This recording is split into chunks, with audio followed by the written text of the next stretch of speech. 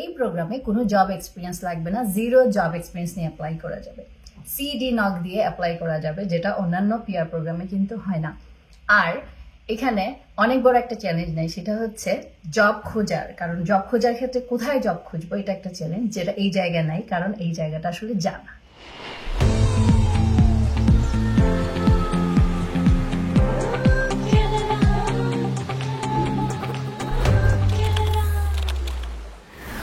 Hello everyone, welcome to hello Canada.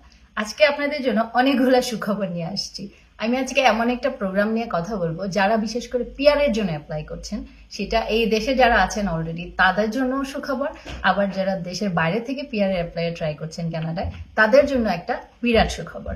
আর এই একটা প্রোগ্রামের পাশাপাশি আরো দুইটা নিউ প্রোগ্রামের আমি ইনফরমেশন দিব, যেটা খুব শীঘ্রই কিন্তু কানাডা সরকার নিয়ে আসতেছে।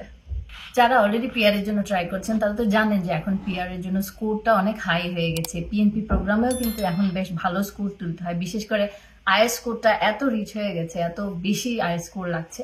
তো এদের সবার জন্য এটাতে আইএস স্কোরটা অনেক কম। এই সবকিছু মিলিয়ে এইটার রিকোয়ারমেন্ট গুলো এত কম যে এটা সবার জন্য একটা কিন্তু দারুণ সুযোগ নিয়ে আসবে। ওকে, তাহলে কি সেই প্রোগ্রাম চলুন জেনে নিই। সো এই প্রোগ্রামটার নাম হচ্ছে rural northern immigration pilot programme.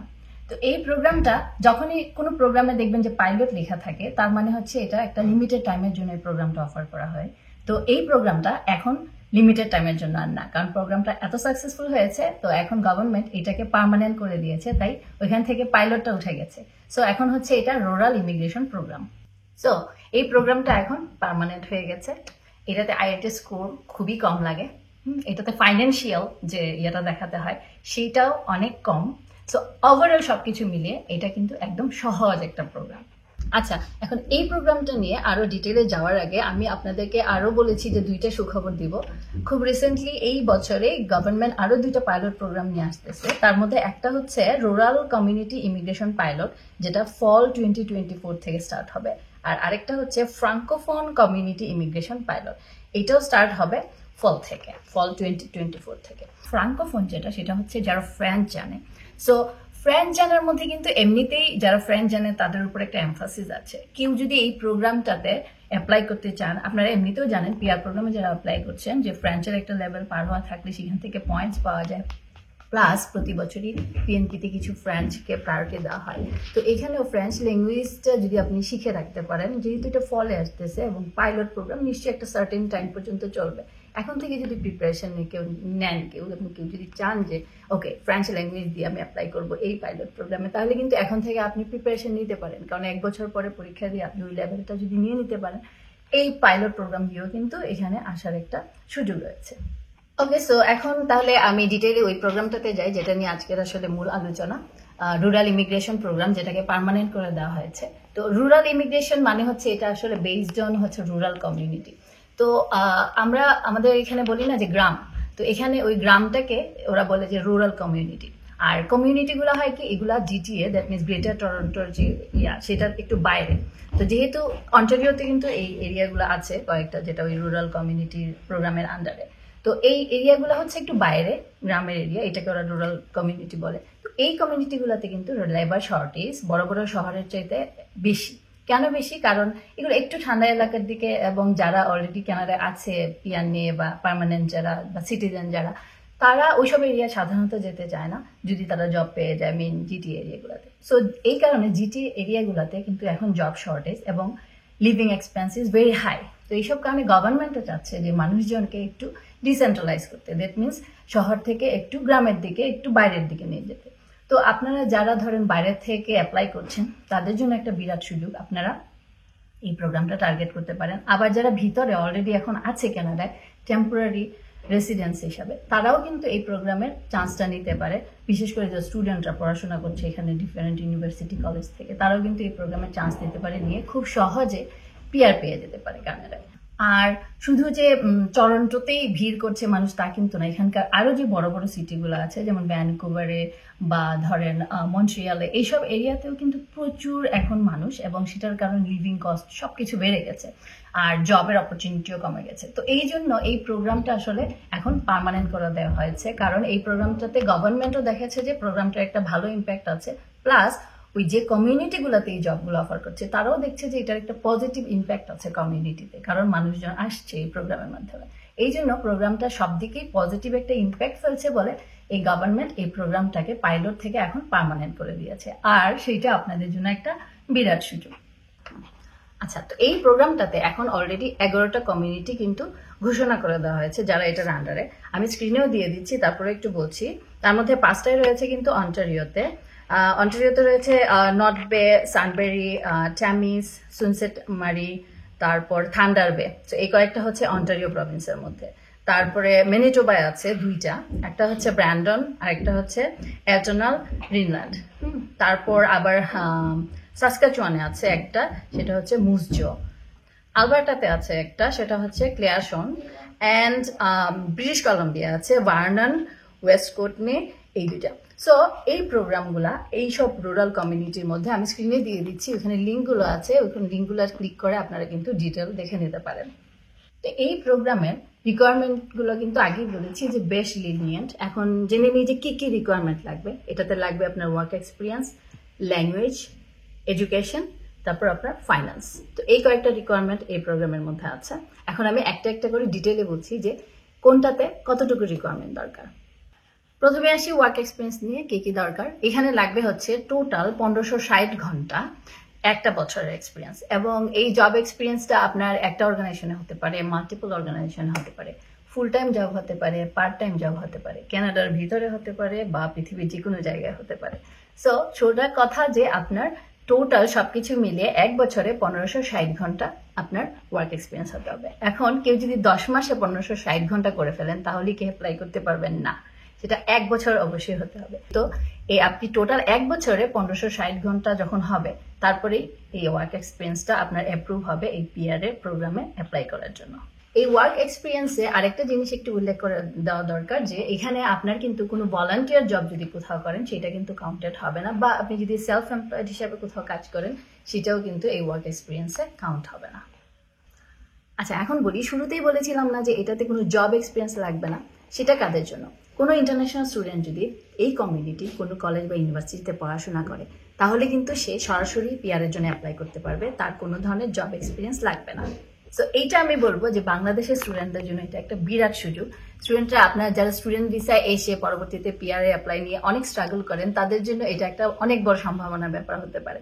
কি করবেন, এখানকার কোনো কমিউনিটি কলেজ বা ইউনিভার্সিটি খুঁজে বের করেন যেখানে, এক্ষেত্রে বলে রাখি আপনাকে কিন্তু 2 ইয়ার স্টাডি করতে হবে। সো মাস্টার্স প্রোগ্রাম সিলেক্ট করাটাই ভালো। 1+1 ইয়ারের 2টা করে যদি নেন সেই ক্ষেত্রে এটা দিয়ে কিন্তু হবে না, আপনাকে অবশ্যই 2 ইয়ার স্টাডি হতে হবে। তো ওই ধরনের একটা ইনস্টিটিউশন আপনি খুঁজে বের করেন যেখানে আপনি 2 ইয়ার্স পড়াশোনা করতে পারবেন কোনো একটা সাবজেক্টে, এবং সেটা যদি করেন সরাসরি আপনি পিআর এর জন্য অ্যাপ্লাই করে ফেলতে পারবেন। গেল ওয়ার্ক এক্সপিরিয়েন্স। এখন বলি এডুকেশনাল রিকোয়ারমেন্ট নিয়ে। এখানে এডুকেশনাল রিকোয়ারমেন্টও কিন্তু অনেক কম, বলেছি যে খুব লিনিয়ার। আপনার লাগবে শুধুমাত্র হাই স্কুল ডিপ্লোমা অ্যাপ্লাই করার জন্য।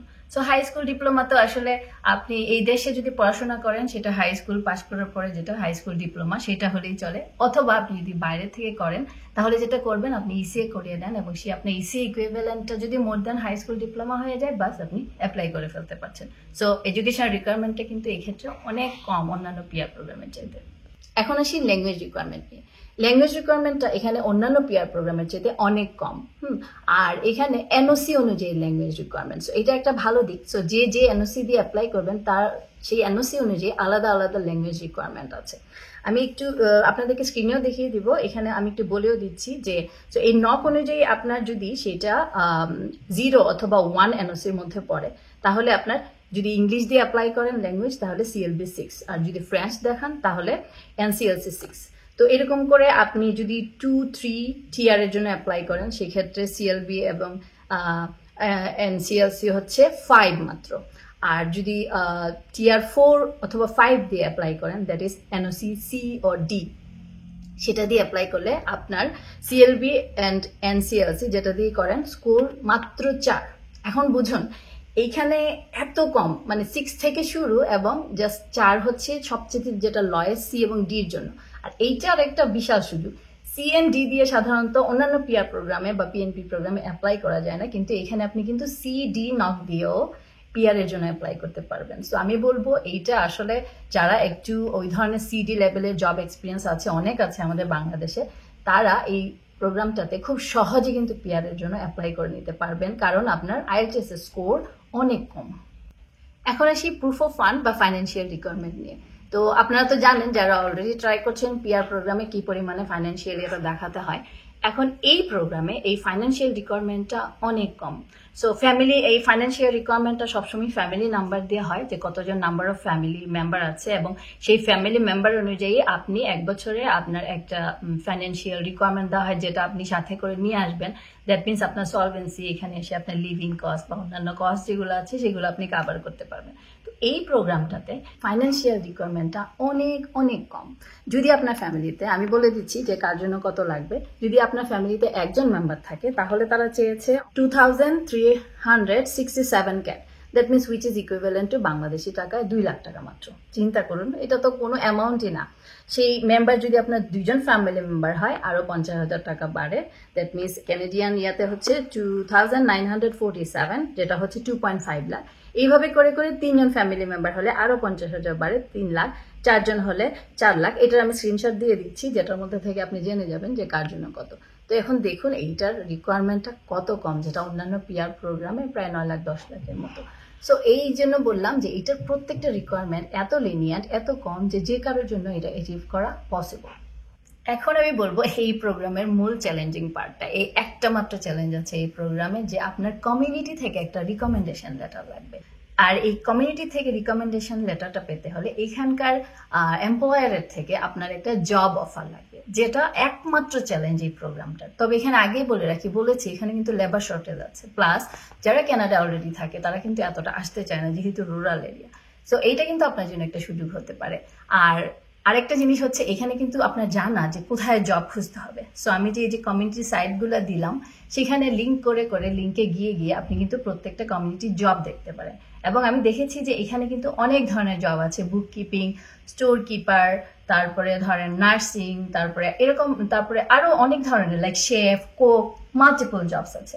তো এই ক্ষেত্রে আপনারা সুবিধাটা হচ্ছে আপনি এত বড় ওপেন মার্কেটে জব খুঁজতে হবে না। আপনি একদম কমিউনিটি ধরে ধরে তাদের সাইটে গিয়ে সেখানকার এমপ্লয়মেন্ট থেকে আপনি কিন্তু জব খুঁজে দেখতে পারেন, এবং সেই জবগুলোতে অ্যাপ্লাই করলে আপনি এমপ্লয়াররা আপনার ইন্টারভিউ নেবে এবং অনলাইনে নেবে। সেই ইন্টারভিউ দিয়ে আপনি যদি জব পেয়ে যান তাহলে আপনি সরাসরি ওদের কাছ থেকে জব অফার লেটার পেলেই আপনি কমিউনিটি রিকমেন্ডেশন লেটারের জন্য তখন অ্যাপ্লাই করতে পারেন।